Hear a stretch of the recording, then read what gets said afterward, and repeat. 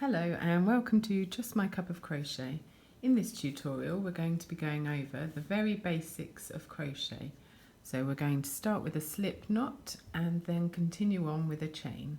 From here you can go and do most stitches, for example your UK double crochet, which in America is known as single crochet, and your UK treble, which in America is known as your double crochet. So to begin with, I'm going to start with some double knit yarn and my 4mm hook. You can, to make it slightly easier, you can go up a little bit on the hook. I would say maybe a 4.5, and that does make it easier, particularly if you're a new beginner. So we're going to take the yarn and we're going to cross the longer length over the shorter length. So the length coming from the ball is going to cross over the shorter length like this.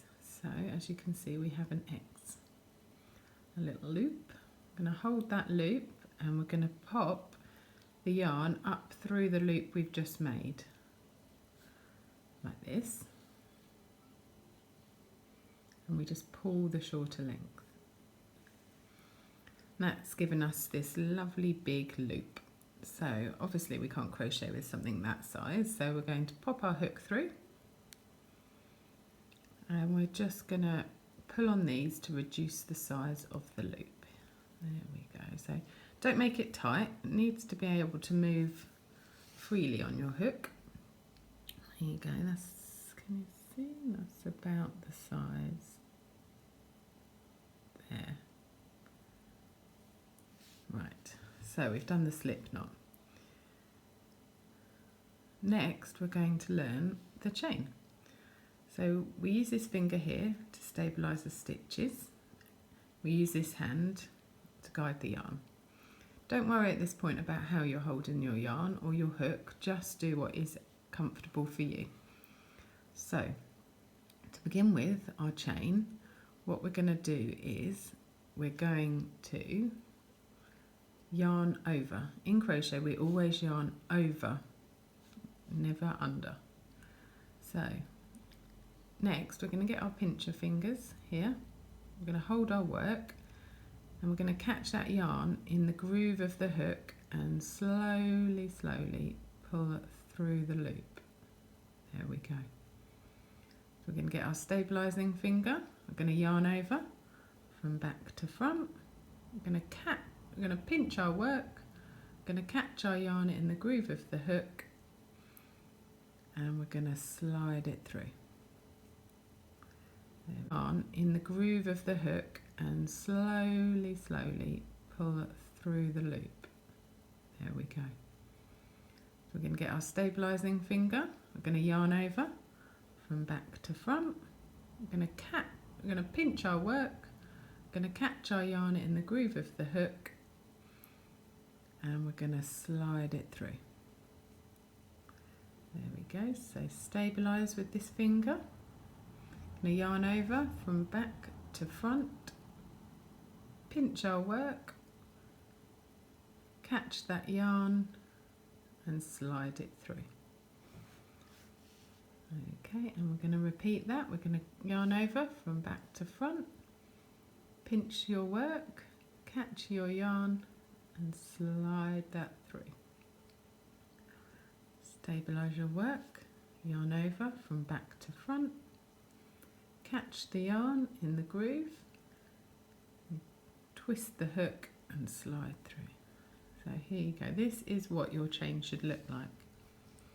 Don't worry too much if you've got some that are big, some that are small, because at this point it's just good to practice what the yarn and your hands should be doing. Your tension will come in time. So we're going to stabilise our stitch, yarn over from back to front, pinch our work, catch that yarn and pull that yarn off. Stabilise, yarn over, catch the yarn and pull through the loop. Stabilise, yarn over, pinch your work, catch the yarn and pull through your loop. stabilize your yarn, yarn over from back to front, pinch your work, catch your yarn and slide through. Stabilize your work, your hook, loop, yarn over, catch your yarn and slide through. Okay, so at this point we can have a look. I've got that many on my hook, so if we want to know how many chains we've got.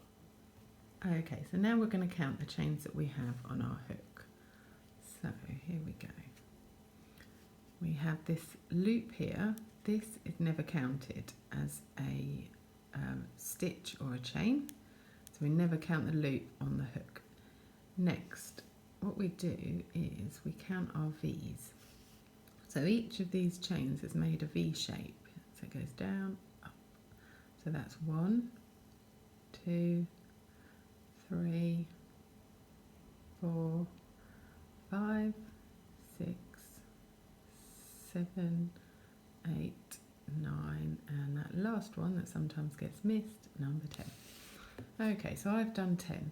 What I'll do is I'll continue with this until I've got 15, and that will be the end of our tutorial. So I'm going to stabilize with our finger. I'm going to yarn over. We're going to pinch our work, catch the yarn and pull that loop off. Stabilize with our finger, yarn over from back to front as we said. We're going to catch that yarn and pull that loop through. Stabilize with our finger, yarn over, pinch our work, catch that yarn and pull that loop through. Yarn over, pinch our work, catch that yarn and pull through. Okay, so this is our chain. This is what it should look like. There may be chains that look a little bit like this.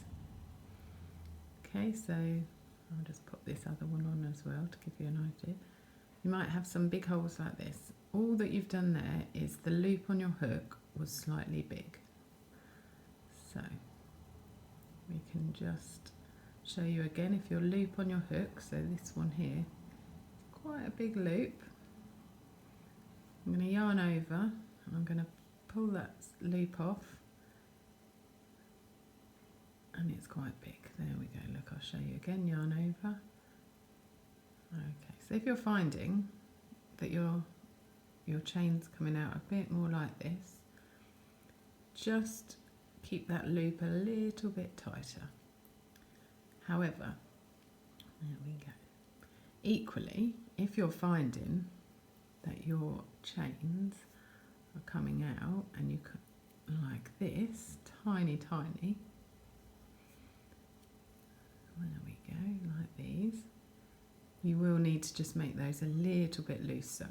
The problem that you'll have is when you come to do your next stitch, so for example your UK double crochet or UK treble, you're going to find it hard to get your hook into those tight stitches. So ideally you want to keep it loose, not too loose, not tight, so about this kind of tension here. Like I said, if you're finding it hard to sort your tension, just pop up half a hook size. So I would be looking at a 4.5 for myself, but I'm happy with the tension I get from a 4 mil. If you have any questions, don't hesitate to ask. I hope you enjoyed my tutorial, and please don't forget to subscribe as I'll be adding more videos regularly. Thank you.